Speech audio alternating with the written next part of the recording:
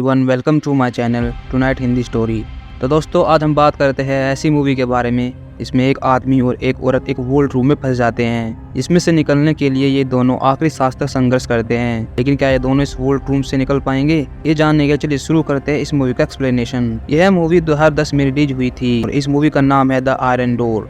तो मूवी शुरू होती है एक वोल्ट रूम से, जिसमें एक आदमी बेहोशी की हालत में पड़ा है। जब इस आदमी की आंख खुलती है तो वह अपने सामने एक मरे हुए चूहे को देखता है, जिसे देखकर वह थोड़ी देर के लिए घबरा जाता है। पूरी तरह होश में आने के बाद वह देखता है कि वह एक लॉकर रूम में बंद है। यह देखकर वह एकदम सरप्राइज हो जाता है, लेकिन थोड़ी देर बाद उसे लगता है कि शायद उसके दोस्त उसके साथ कोई प्रैंक कर रहे हैं। वह मुस्कुराते हुए बोलता है कि मैं एक बार बस बाहर निकल जाऊं, तब इन्हें सबक सिखाऊंगा।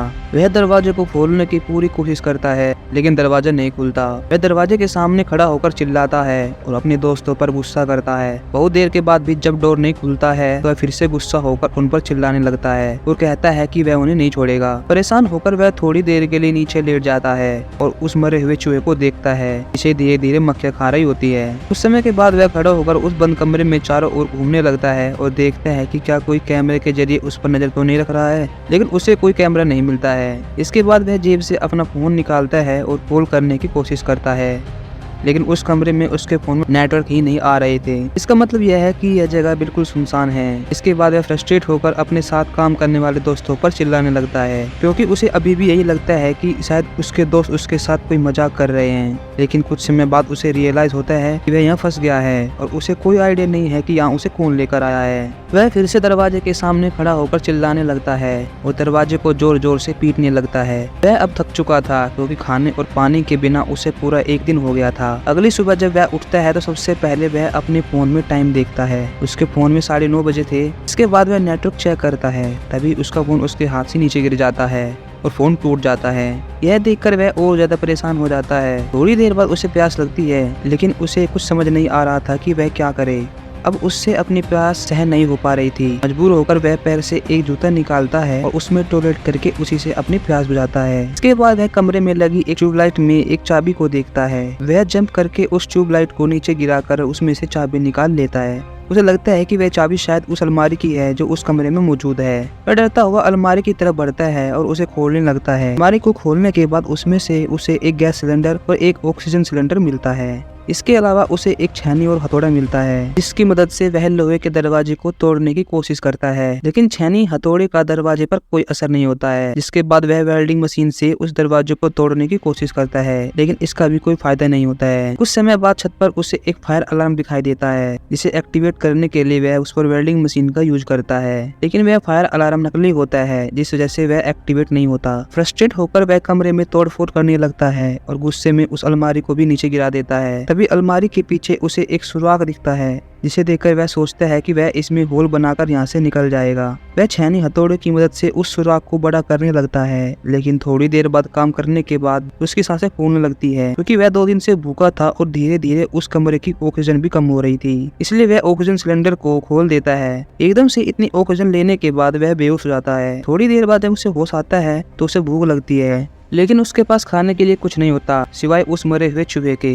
वह अपनी भूख बर्दाश्त नहीं कर पाता और वह मरे हुए चूहे को ही अपना भोजन बनाता है। इसके बाद वह होल को बड़ा करने लगता है। काफी मेहनत करने के बाद अब उसे दीवार में लोहे के सरिये दिख रहे थे। वह उन सरियों को वेल्डिंग मशीन से पिघलाकर दीवार के आर पार होल बना देता है। वह आदमी यह देखकर खुश हो जाता है और मन ही मन सोचता है कि वह जल्दी यहाँ से आजाद हो जाएगा। जैसे ही वह उस दीवार से निकलता है, उसके होश उड़ जाते हैं। वह देखता है कि दीवार के उस पार सेम वैसा ही कमरा है जैसे पहले था। यह देखते ही वह परेशान हो जाता है और जोर जोर से चिल्लाने लगता है। गुस्सा शांत होने के बाद वह दिमाग से काम लेता है। वह आदमी उस कमरे में रखे लैंप को उठाता है और पास में रखे हुए ताबूत को खोलने की सोचता है। जैसे ही वह ताबूत को खोलता है, वह यह नजारा देखकर चौंक जाता है। वह ताबूत में एक लड़की को देखता है, जिसे देखकर वह सोचता है कि शायद यह लड़की मर चुकी है, लेकिन अचानक से वह लड़की उस ताबूत से निकलकर भागने लगती है। वह आदमी से डरकर होल के उस पार दूसरे कमरे में चली जाती है। यहाँ उसे रियलाइज होता है कि यह आदमी भी परेशानी में है और यहाँ से निकलने का रास्ता ढूंढ रहा है। इधर वह आदमी आराम करने के लिए उस ताबूत में ही सो जाता है। लड़की उसे उठाती है और यहाँ से निकलने के लिए कहती है, लेकिन वह आदमी उसकी बात नहीं समझ पा रहा था क्योंकि दोनों की लैंग्वेज एक दूसरे से अलग थी। अब वह आदमी यहाँ से निकलने के बारे में सोचता है, लेकिन उसके शरीर में अब जान नहीं बची थी। वह भूख और प्यास के कारण बहुत थक चुका था। तो उसकी बुरी हालत देखकर लड़की खुद छेनी और हथौड़े से दीवार में सुराख करने लगती है, लेकिन ये काम उससे नहीं हो पाता। कई बार तो वह हथौड़े को अपने हाथ में लगवा लेती है। हार मानकर वह हथौड़े को जमीन पर रख देती है और टॉयलेट करने के लिए दूसरे कमरे में चली जाती है, लेकिन वह आदमी उसे रोक लेता है और उसे समझाता है कि यहाँ कमरे में कहीं पर भी पानी नहीं है, इसलिए प्यास बुझाने के लिए खुद का टॉयलेट ही पीना पड़ेगा।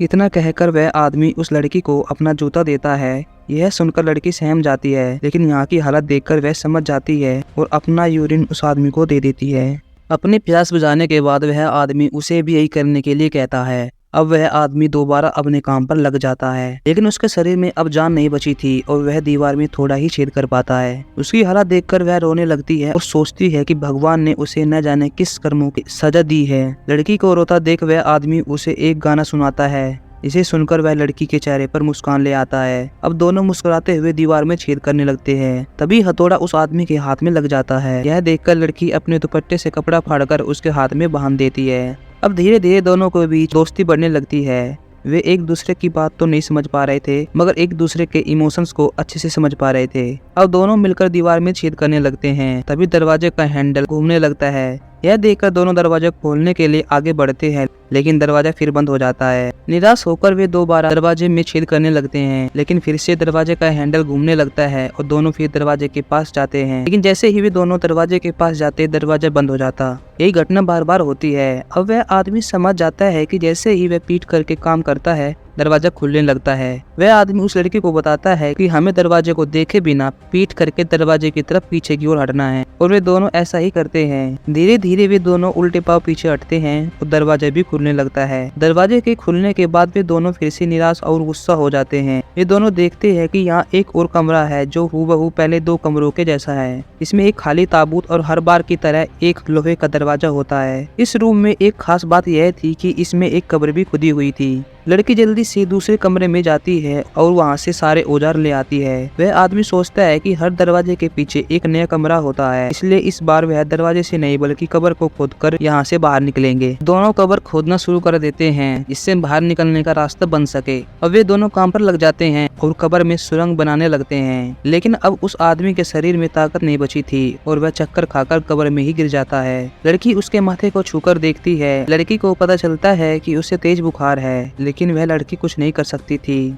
अब वह आदमी भी हिम्मत हार चुका था और तरह तरह के थॉट उसके दिमाग में आने लगते हैं। वह कॉफिन और उस खुदी हुई कब्र को देखकर सोचता है कि यहाँ कैद करने वाला शायद यही चाहता है कि हम दोनों किसी एक को मारकर कब्र में ही दफना दे और या फिर एक दूसरे का मांस खाकर जिंदा रह सकें। वह आदमी उस लड़की को मारने की कोशिश भी करता है, लेकिन वह उसे मार नहीं पाता और जोर जोर से रोने लगता है। वह उस शख्स पर चिल्लाने लगता है जिसने उसे यहाँ कैद किया है। वह कहता है कि तुम यही चाहते हो ना कि मैं जिंदा रहने के लिए इस लड़की को मार दूं, लेकिन मैं ऐसा कभी नहीं करूंगा, चाहे मेरी जान ही क्यों न चली जाए। वह आदमी अब बेहोश होने लगता है। उसे होश में लाने के लिए लड़की उसे थप्पड़ भी मारती है। अब लड़की उस आदमी को कब्र से बाहर निकालती है और दरवाजे के पास जाकर रोने लगती है।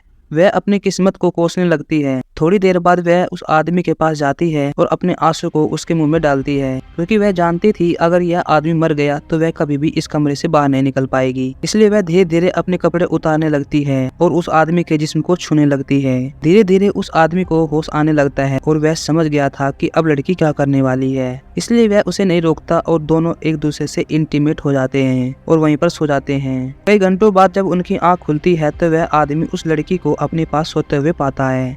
वह रेंगते हुए कब्र के पास जाता है और कब्र में से एक कपड़ा निकालकर उस लड़की के ऊपर डाल देता है। वह उस लड़की की ओर देखकर रोने लगता है और भगवान से कहता है कि न जाने मैंने कौन से पाप किए हैं, इसकी सजा मुझे आज मिल रही है, लेकिन ये लड़की तो बेकसूर है और इसने तो अभी अभी मेरी जान भी बचाई है। अगर ये लड़की ना होती तो मैं आज जिंदा नहीं रहता। वह आदमी यह सब सोचता सोचता फिर से सोने लगता है, लेकिन उसे अचानक से दरवाजे के खुलने की आवाज सुनाई देती है। वह उस लड़की को जगाता है और पीट करके पीछे की तरफ चलने को कहता है, लेकिन वह आदमी खुद खड़ा नहीं हो पा रहा था क्योंकि उसके शरीर में जान बिल्कुल नहीं बची थी। इसलिए वह लड़की उस आदमी को सहारा देकर दरवाजे की ओर पीट करके चलती है और आखिरकार इतनी मुसीबतों को झेलने के बाद दरवाजा खुल जाता है। जब वे दरवाजे से बाहर निकलते हैं तो वे बाहर के नज़ारे को देखकर चौंक जाते हैं, क्योंकि यह सीन किसी जन्नत से कम नहीं था। देखने में तो यह नज़ारा पृथ्वी का नहीं था, हो सकता है यह दृश्य किसी और दुनिया का हो या फिर ये सिर्फ एक इल्यूजन हो, क्योंकि यह सीन मूवी का एंडिंग सीन है, इसलिए पॉसिबिलिटी कुछ भी हो सकती है। और सच तो हमें मूवी के अगले पार्ट में ही देखने को मिलेगा, इसलिए तब तक देखते रहिए ऐसी ही मूवीज हमारे चैनल टुनाइट हिंदी स्टोरी पर।